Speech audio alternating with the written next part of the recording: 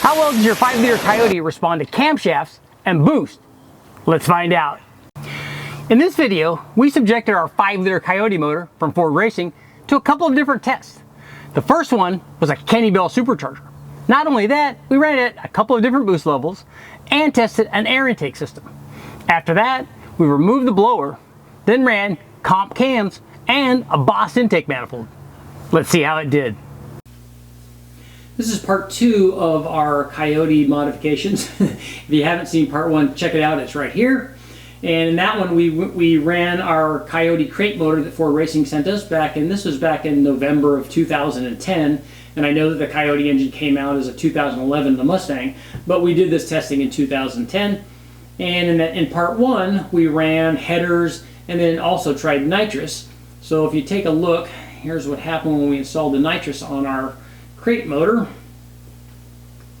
Went from 462 up to 553 horsepower, and as nitrous always does, it offered good gains, and we liked that. But what we wanted to see was, we wanted to have this kind of power without having to fill the bottle. We wanted to have that kind of power without worrying about whether the bottle was empty, whether it was, we had enough nitrous in the thing. So what we did was, we got rid of the nitrous, and we installed a Kenne Bell supercharger.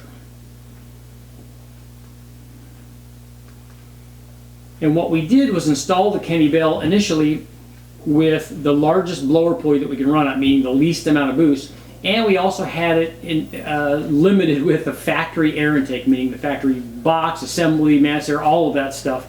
Just kind of the way that if you had to run it in the car that way, this is what it would be. So it was only running about 6 pounds of boost with the factory air intake. And obviously we went to the trouble of going through and tuning everything like you have to with a Coyote. If you just run it and close loop and call it good, that's not good enough. I mean, put the effort in, go through all the permutations of different cam timing and ignition timing. It takes a long time to do all that with a Coyote, but you got to do it, otherwise you're not going to get the most out of it.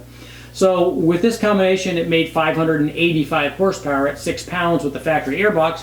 But the reason we did that is because we wanted to show you some of the individual gains from some of these components.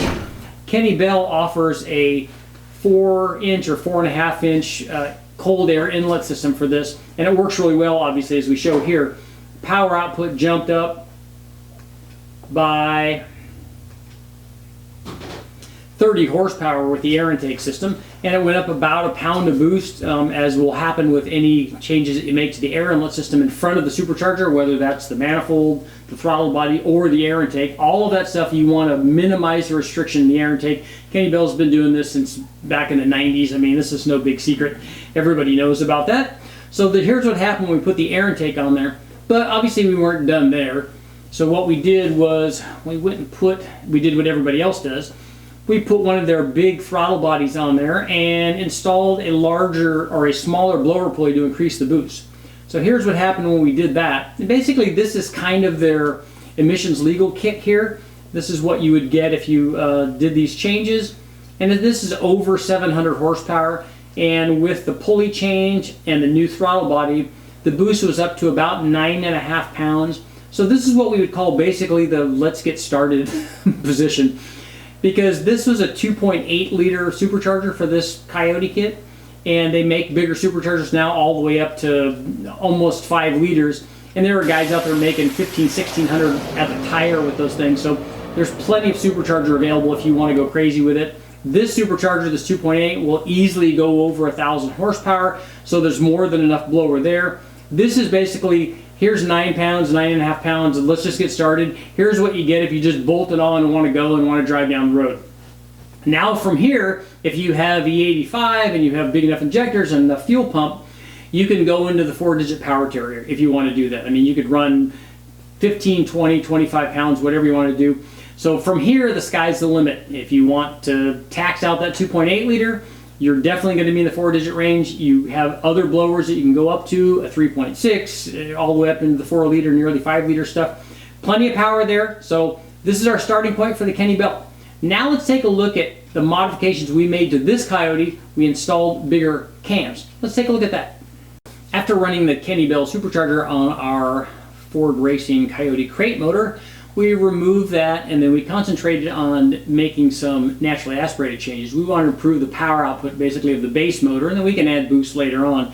because the boost will just be a multiplier of what's there. So if we can make the NA motor better, it will be a better boosted motor. So what we did was, this was our starting point. This was our Coyote crate motor with the long tube headers on it.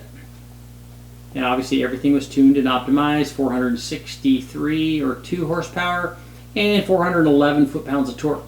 Here's what happened after we installed the comp cams. Big jump in power. We were all the way up to 498 horsepower, and our peak torque was checked in at 440 foot-pounds, 441 foot-pounds. So that's a good gain. Now it needs to be noted that we spent a lot of time optimizing these cams. You can't just go in and put the cams in and run it closed loop and call it good. That's not testing. We had to go through a number of permutations. We had to advance and retard the intake cam, advance and retard the exhaust cam, figure out kind of which one it liked, and then try those combinations and then whittle those down until we finally get the right combination. And obviously with all of those, you have to adjust the intake or the ignition timing and find out what combination works best. It takes a really long time to do this kind of testing, but this was the end result. Now we lost a little bit of power down low with the cams. Maybe some more whittling away could, change that a little bit, although we did spend a lot of time doing it. So this is what the cams were worth, and to give you an idea which cams these were, these came from Comp Cams, and they were the NSR, which means no springs required. They were the NSR NA2H-126, which was a 492-453 lift split and a 228-231 degree duration split. But these were good gains. I mean, good gains from the camshaft. We went from 463 to 498, so what's that, 35 horsepower? That's a pretty good gain. The other thing to note is when we did this cam test, this combination, this crate motor, was still equipped with a factory air box. So what we did then was upgrade to a JLT air intake setup. And here's what happened when we installed that. We got some good gains, and obviously it should be noted that we tuned each combination to maximize the power output. So this isn't a situation where the air box picked up the power from the tune, because we tuned the other combination with factory air box and there was no more power left in it. But with the JLT setup, obviously this thing needed more airflow, and it picked it up to 516 horsepower, and peak torque was up a little bit to 448 or 449 foot-pounds of torque. So it picked up both peak power and peak torque. This was a good combination, but the final test is, since we had cams in it and this thing wanted to rev a little bit more, we decided to put the BOSS intake manifold on it. Here's what happened when we installed the BOSS intake. And it wanted to rev obviously higher, and we did rev it out higher. We ran all the way up to 7,500. This combination with the BOSS intake produced 541 horsepower. But it did lose low-speed torque. Now, if we can take a look, we'll try to get rid of some of these, and that way we can get a better look. We'll just compare it to the JLT, which was the last combination. That was with the factory intake. The BOSS combination was also run with the JLT air intake setup, so we didn't have an inlet restriction on that. But as you can see, short runners makes less power down low and makes more power at the top. Intake manifolds, especially runner length, are RPM specific. A short runner wants to make power, it's tuned to make power at a higher engine speed than a longer intake manifold. And you can play with that a little bit with cam timing. All that does is change the initiation point of the reflected wave. It just changes when it happens, when it starts. And then obviously if you change the starting point, you also change the ending point when it arrives to improve cylinder filling. But there's only so much you can do. It still has to travel the same distance on a shorter runner length than it does on a longer runner length. So again, intake manifolds are not boost specific, they are RPM specific, and the short runner BOSS intake wants to make power at a much higher RPM than this factory early Coyote combination. So there we have our combos. It's now equipped with the BOSS intake and the cams. It's making good power. Next time up, we're going to take a look at ported cylinder heads.